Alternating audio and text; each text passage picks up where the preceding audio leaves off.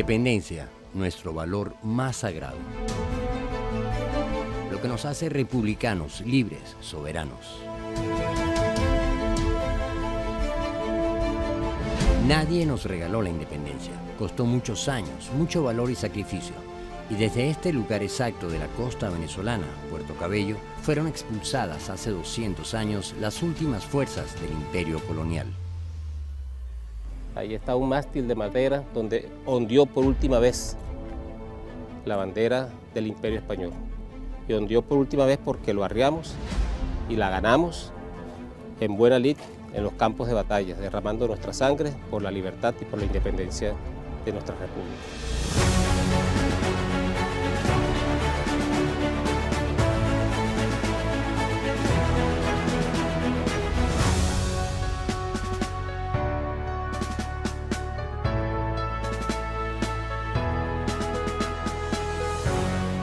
500 hombres atravesando impenetrables pantanos, armados con cuchillos, lanzas y bayonetas, avanzando en el más completo silencio. Una de las operaciones más audaces de la independencia sudamericana, cuya misión era el asalto a una inexpugnable fortaleza que permitiría la toma de Puerto Cabello, último bastión imperial en nuestra tierra. Esto se puede calificar como una hazaña. Puerto Cabello era inexpugnable y solamente el tesón, la calidad de hombres que estaban allí lograron doblegarlo. Estamos aquí en la Academia Militar del Ejército Bolivariano junto a la maqueta de la batalla de Carabobo, desde el Cerro de Buenavista hasta la huida de los españoles. A medida que el Ejército Libertador iba ganando terreno en el campo de Carabobo, los españoles, por miedos a ser envueltos por su fuerza, huyeron en sentido noreste. En esta parte de la maqueta se ve con exactitud la huida de los españoles hacia Puerto Cabello.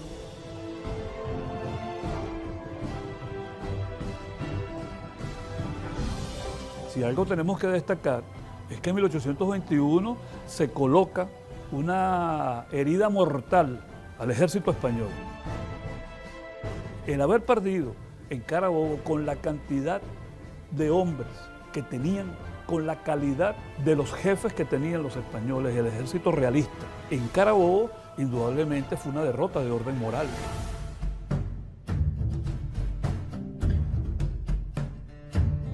Carabobo permite la destrucción del 70% del ejército realista, pero queda un 30% que se desplaza, lo más selecto del ejército se mueve hacia Puerto Cabello.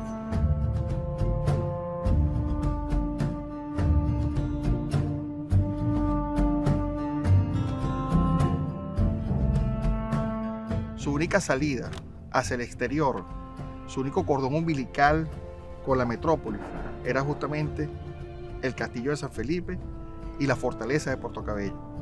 Esa era su retaguardia.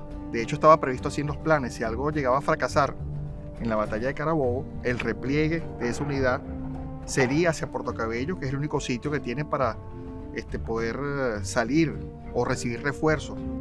Este lugar les garantizaba la máxima seguridad y condiciones tanto por las características geográficas de esta bahía como por la ingeniería militar con la que fue dotada, haciéndola un perfecto sistema defensivo, diseñado, calculado y construido para resistir cualquier ofensiva armada en su época.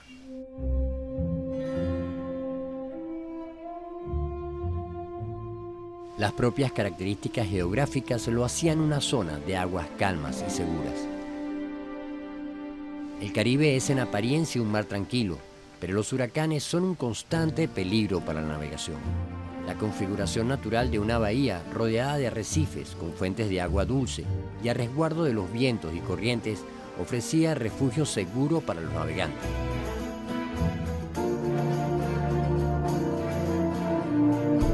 Efectivamente, ahí hay una especie de ensenada que tiene unas aguas sumamente tranquilas, al extremo de que una de las leyendas que circula sobre el nombre de Puerto Cabello es que era tan tranquilo que tú podías amarrar en un barco con un cabello y no se lo llevaban las olas, ni los vientos, ni nada.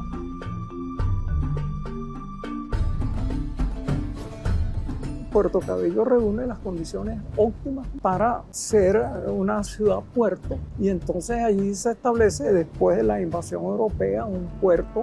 Era el punto de contacto con la metrópoli. De ahí llegaban los refuerzos militares, las órdenes, etc. Y allí se acarreaban las riquezas que se extraía del Nuevo Mundo para reenviarlas a la metrópoli. Entonces eso podía tener enemigos, sobre todo por un lado los piratas, corsarios, filibusteros, pero también las potencias competidoras. Es decir, una sucesión de batallas y de hegemonías en el Nuevo Mundo por el control del Nuevo Mundo y de esos puertos estratégicos.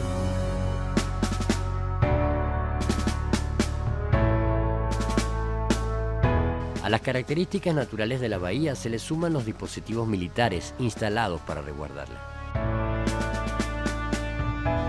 Custodiando la entrada a la bahía, un castillo reforzado para soportar bombardeos, dotado de 60 cañones y surtido de pólvora y municiones en abundancia. Una ciudadela amurallada con bastiones, puente levadizo y defensas exteriores, almacenes de pólvora fortificados, una trinchera fortificada cubriendo el paso al oeste, 2 puestos de vigilancia artillados en la montaña, uno de los cuales era un fortín con amplia cobertura de fuego y vigilancia. Todo esto hacía de Puerto Cabello un lugar estratégico para la guerra, inexpugnable e impenetrable.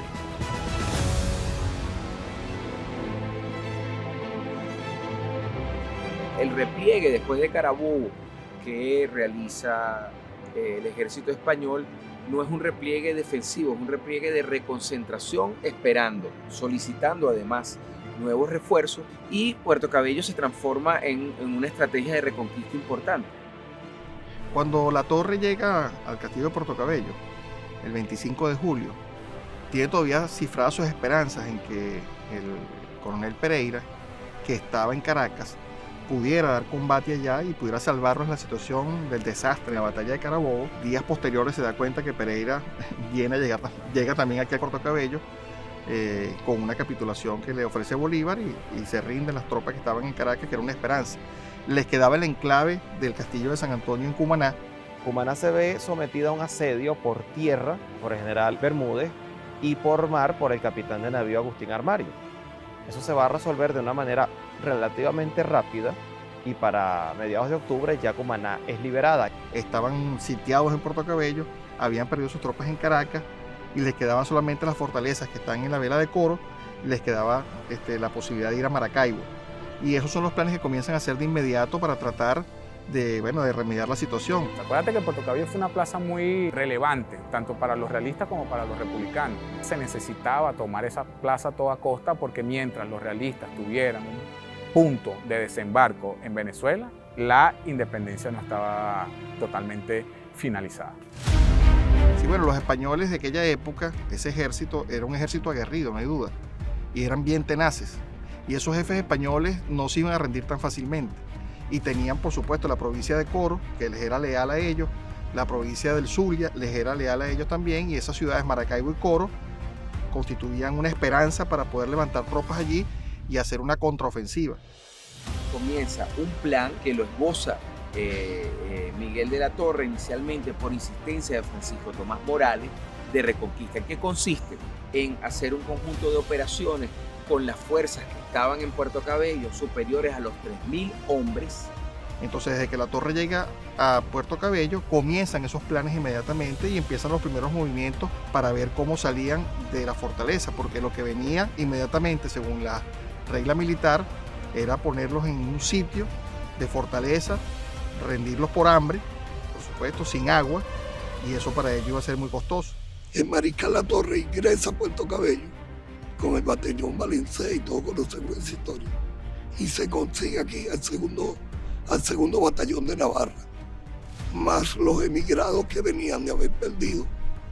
A la semana tenía ya 4.000 tropas, 4.000 soldados, casi la misma cantidad que en Carabobo. Bolívar, inmediatamente después de Carabobo, se va vía Colombia hacia la campaña del sur y deja acá a Páez con la misión esencial de reducir a Puerto Cabello. Páez tenía una experiencia, Páez había sitiado previamente San Fernando en marzo de 1818, ¿no? Y en cuanto al general Bermúdez también tenía una experiencia ya porque había sitiado Cumaná, o sea que no eran unos comandantes que no sabían que era un sitio, ya tenían una experiencia previa. Ese primer asedio posterior a Carabobo comenzó en abril del año 1822. Páez dirige un cerco militar, intenta restringir la capacidad de movilización del ejército realista.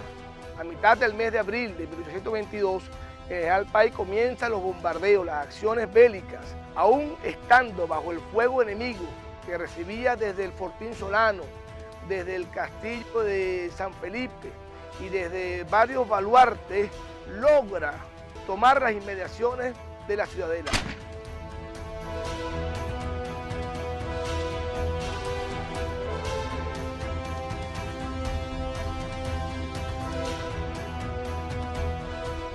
Y ese asedio pudo haber tenido algún éxito, que no se logró porque intervienen dos factores importantes. Uno son los azares propios de la guerra, del destino.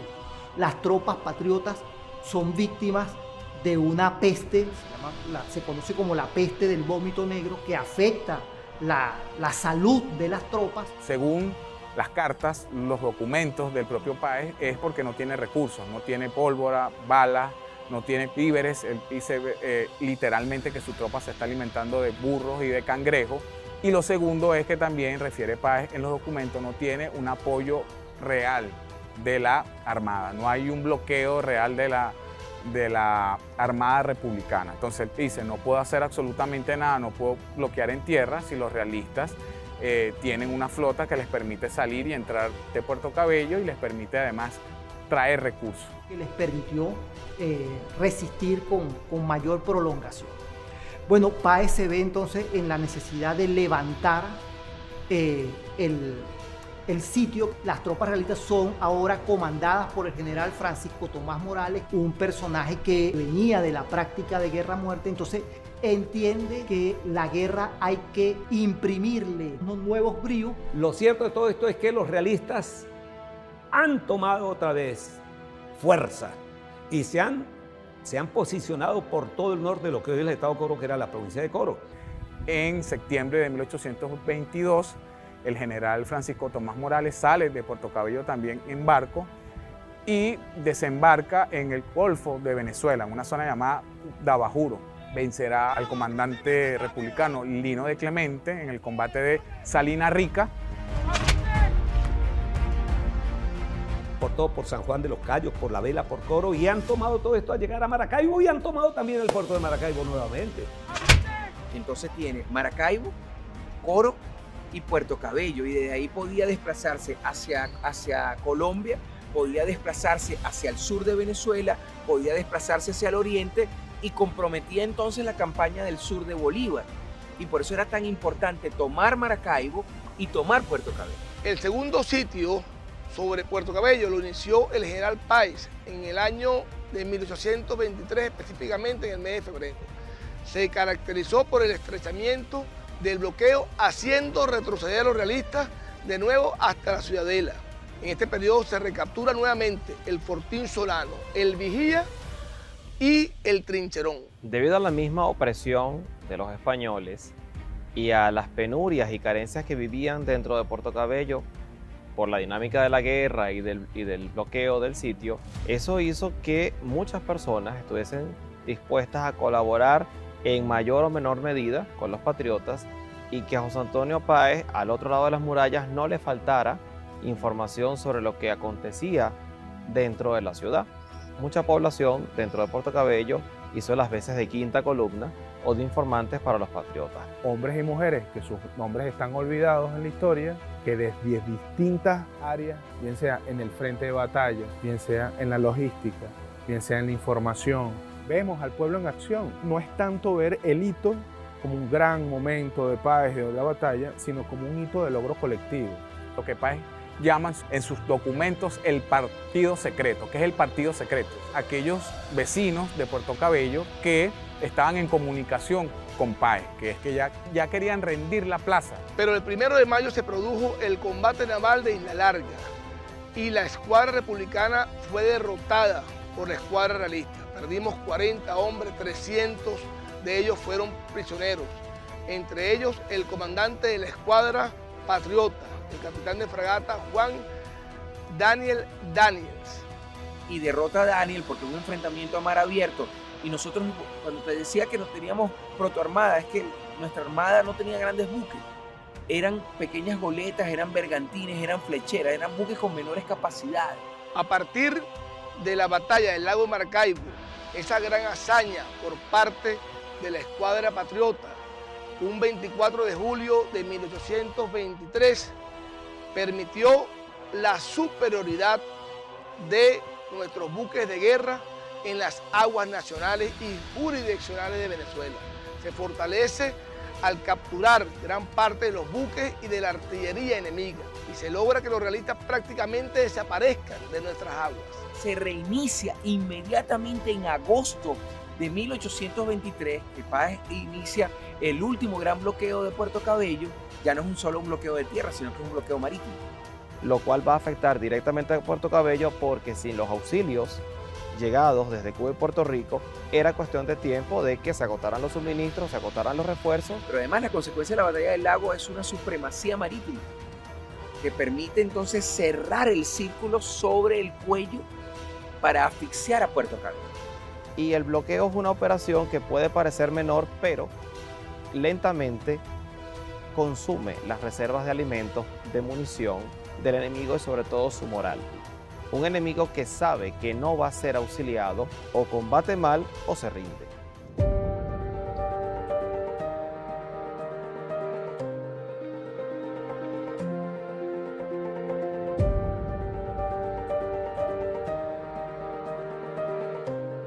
El armisticio fue una especie de escuela para el trato humanitario, o sea, es que tal cosa es posible en la guerra, sentó precedentes mundiales los términos de la capitulación. Entonces, bueno, se trataba de que eso se extendiera a Puerto Cabello.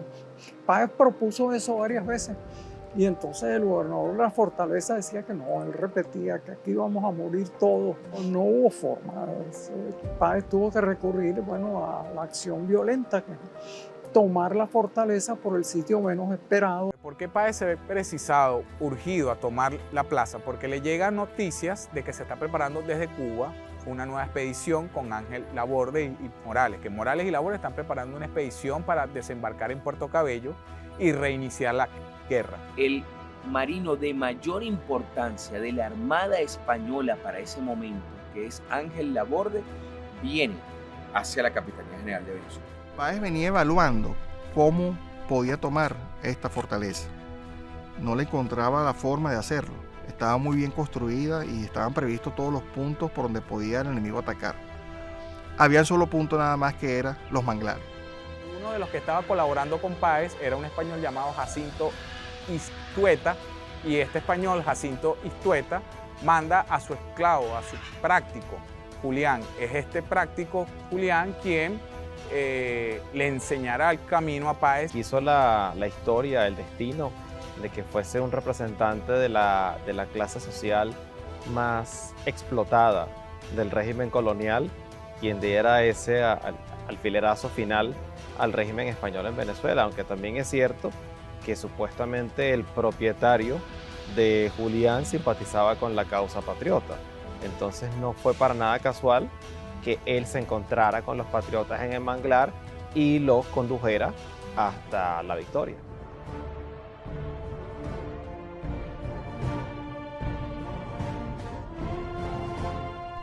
Así es como concibe él. 2 días antes del asalto hace un reconocimiento con unos capitanes en la noche, los manda a hacer reconocimiento con Istueta.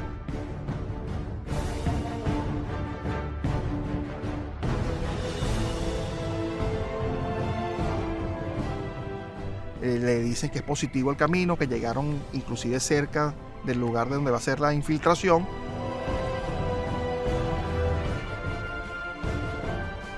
Y entonces el 8 de noviembre, aprovechando que hay luna nueva, total oscuridad, Páez decide que es el momento, el día 7 de noviembre, para iniciar el asalto. Esto lleva a que finalmente Páez, que decía tomar el puerto a todo riesgo, y planifica en una noche meterse por los pantanales, por los grandes fangos que van costeando la ciudad, para ir a tomar el puerto. Primero tomar la ciudadela. No era el Puerto Cabello que tenemos hoy, era una ciudad relativamente pequeña. Y entonces describe Páez cómo hace para tomar aquello en menos de amenazas de agua, de suelo, de que fueran descubiertos. Atraviesan el manglar completamente desnudos, según menciona Páez en su autobiografía, porque la ropa haría la marcha un poco más lenta. La ropa también haría ruido, ¿no? Los podría delatar. A esta gente que iba en algunas ocasiones pintadas con carbón para que su piel fuera ayudada por la oscuridad de la noche. Y además el armamento, que fundamentalmente fueron lanzas, machetes, cuchillos, este tipo de arma blanca así.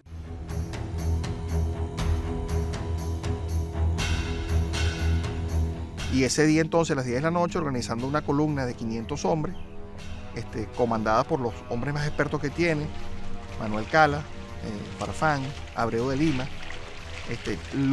Andrés Elorza, bueno, procede entonces a organizar su columna de marcha y a las 10 de la noche salen estos hombres. Ellos pasaron el manglar a tiro de pistola de las defensas. Las defensas eran la batería Princesa y la batería Constitución. Y además pasaron sobre la corbeta Bailén. Van a hacer una travesía por los manglares que les va a tomar aproximadamente unas 4 horas para poder llegar a las 2:30 de la madrugada al sector este de la Ciudadela y por allí penetrar de forma violenta como él lo había previsto.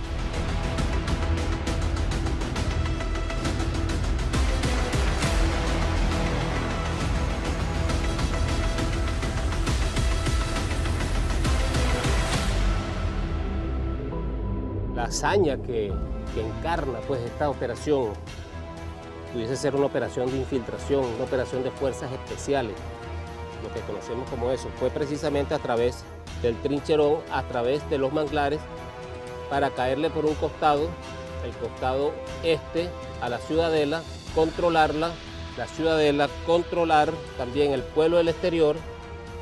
Esa acción violenta, bueno, llevaba, como te dije, 4 elementos. Fijar por qué, porque había unas fuerzas en el exterior de la fortaleza, de la Ciudadela, que estaban custodiando la entrada principal. Había que evitar que esa gente reforzara internamente a los puestos de guardia, a los fortines.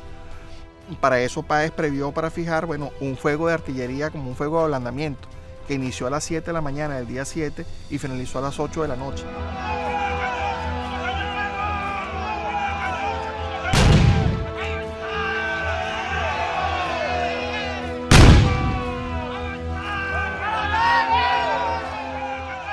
O sea, todo ese día fue fuego, artillería constante sobre la Ciudadela y el castillo.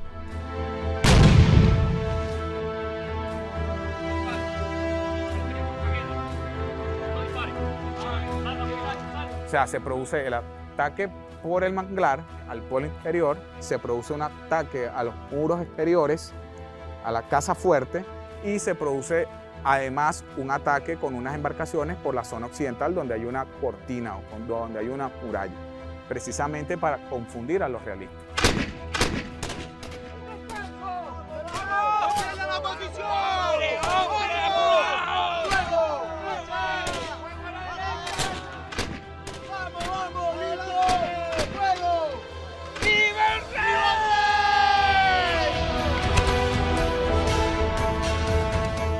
Tener a esa gente primero preocupada por la situación de la artillería, fuego constante, cansados, etc. Luego engaña enviando a una flechera con el almirante Renato Bellucci para que por ese sector oeste piensen que va a haber un desembarco. Un ataque bien coordinado. El ejército principal de Páez bombardea y finge un asalto sobre las baterías del Príncipe y la Princesa, mientras que la fuerza real se está infiltrando por el manglar.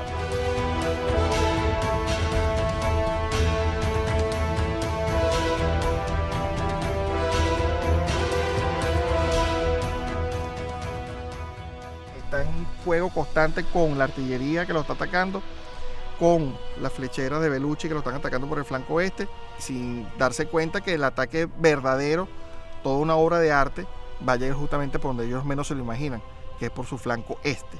Y por ejemplo ellos logran penetrar.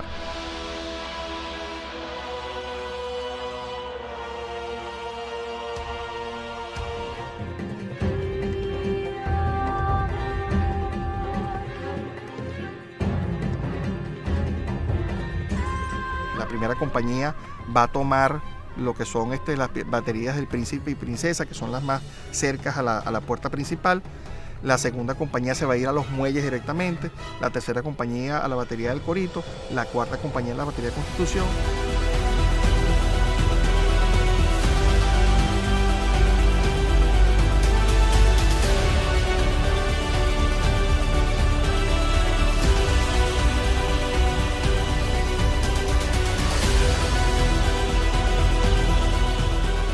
Y el mayor Manuel Cala, que era como el más antiguo, el más caracterizado, toma la reserva a su mando y se establece en la Princesa para evitar que haya refuerzos de la línea exterior hacia la parte interna.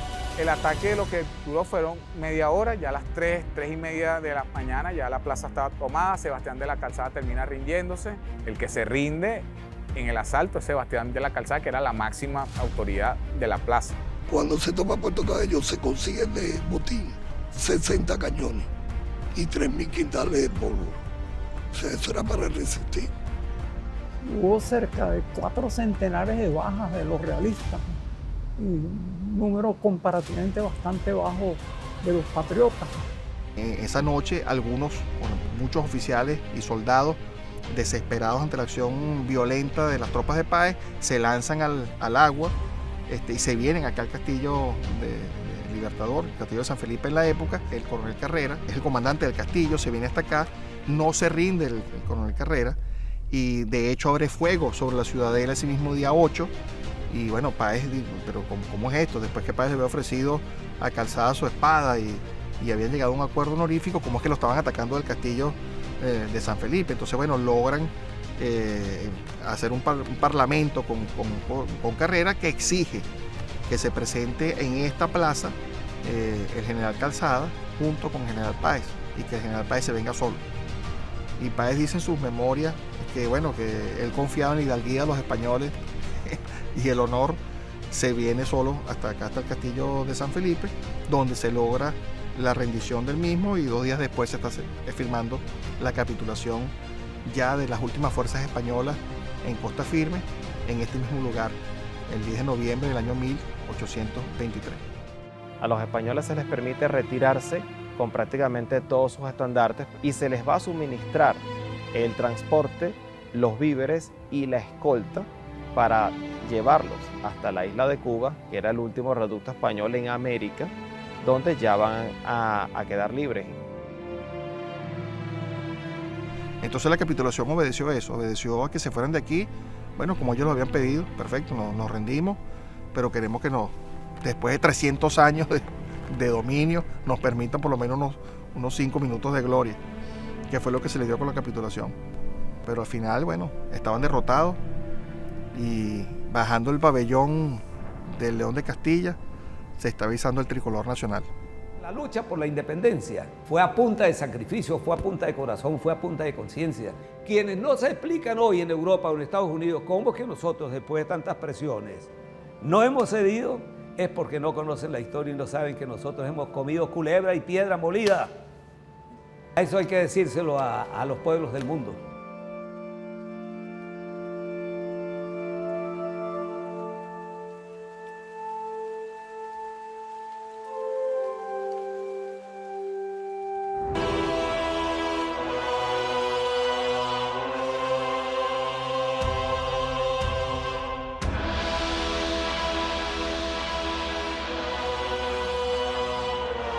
Por su celda pasaron grandes patriotas como el generalísimo Francisco de Miranda, el general Bartolomé Salón, Pedro Pérez Delgado Maizanta. Allí fue ahorcado el doctor Vicente Salia, autor de la letra de nuestro himno nacional.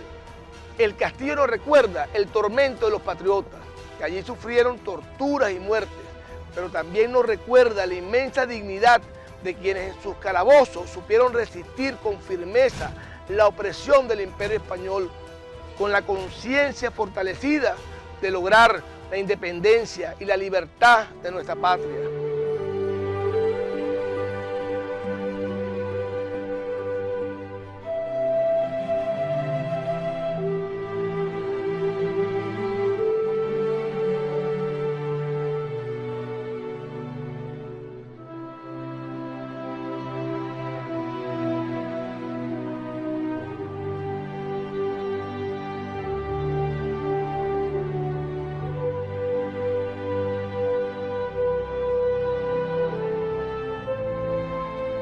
Dos años después, escuchen bien, 2 años después de la gran batalla de Carabobo. Eso significó una cantidad importante de intentos por tomar la fortaleza. Pero la perseverancia y la constancia jugaron un papel determinante. Además de eso, la unidad. Aun cuando Bolívar, que era el jefe supremo, estaba lejos, se mantuvo la unidad. La unidad permitió llegar a los objetivos que estaban planteados. Expulsar completamente a las fuerzas realistas del territorio de Colombia la Grande, la Gran Colombia. ¿Qué otras enseñanzas? Fue el pueblo desde aquí, hastiado de la guerra, que filtraba la información a los patriotas de entonces, pues, el pueblo. O sea, por eso es que nosotros hemos asumido nuestra doctrina de la guerra de todo el pueblo contra cualquier agresión imperialista. Así que bueno, son muchas las enseñanzas que nos ha dejado este episodio, que nos sigue dejando. Yo los invito a pensar y a reflexionar de nuestra historia. No es cualquier cosa. Yo los invito. Yo sé que ustedes tienen el fuego sagrado ahí anidado en sus corazones, en sus manos y también en sus armas. Mirando siempre al futuro, mirando siempre a la prosperidad, mirando siempre a la paz. Pero para tener paz tenemos que prepararnos para ella, para preservarla, para conservarla siempre. Bueno, leales siempre. Bueno, seremos, pues vamos. Nosotros venimos de lejos, nosotros somos los hijos y las hijas de todas esas luchas que aquí se sembraron durante 500 años. Porque nadie nos regaló la independencia ni la soberanía de Venezuela. La conquistamos a pulso, a pulmón, poniendo nuestros cuerpos, poniendo nuestros muertos y ganando la guerra. Liberamos toda la América con el ejército libertador. Nuestro ejército de pueblo, el ejército de Bolívar.